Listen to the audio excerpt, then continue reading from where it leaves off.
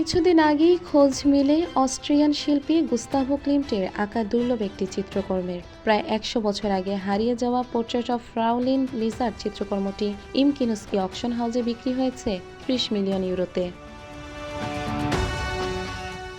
Fräulein লিজারের প্রতিকৃতিটি একসময় অস্ট্রিয়ার একটি ইহুদি পরিবারের কাছে ছিল এবং ১৯২৫ সালে শেষবার জনসম্মুখে দেখা গিয়েছিল।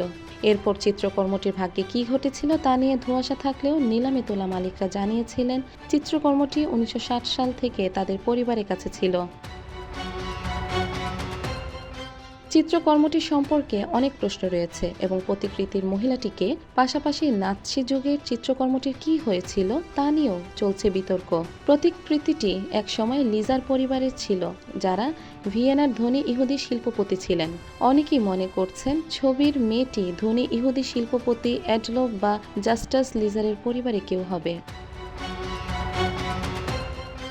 শিল্প ইতিহাসবিদ টোবিয়াস নেটার এবং আলফ্রেড ওয়েডিঙ্গার বলেছেন যে চিত্রকর্মটি অ্যাডলফ লিজারের কন্যা মার্গারেট কনস্ট্যান্স লিজারের। তবে ভিয়েনার ইমকিনস্কি অকশন হাউস ধারণা করছে যে চিত্রকর্মটি জাস্টাস লিজার এবং তার স্ত্রী হেনরিয়েটের দুই কন্যার মধ্যে একজন হতে পারে। চিত্রকর্মটির নতুন মালিকদের নামও প্রকাশ করা হয়নি, তবে এটি নতুন ও পুরাতন মালিক এবং অ্যাডলফ এবং হেনরিয়েট লাইজারের আইনি উত্তরাধিকারের প্রতিনিধিত্বে ওয়াশিংটন নীতি মেনে বিক্রি হয়েছে।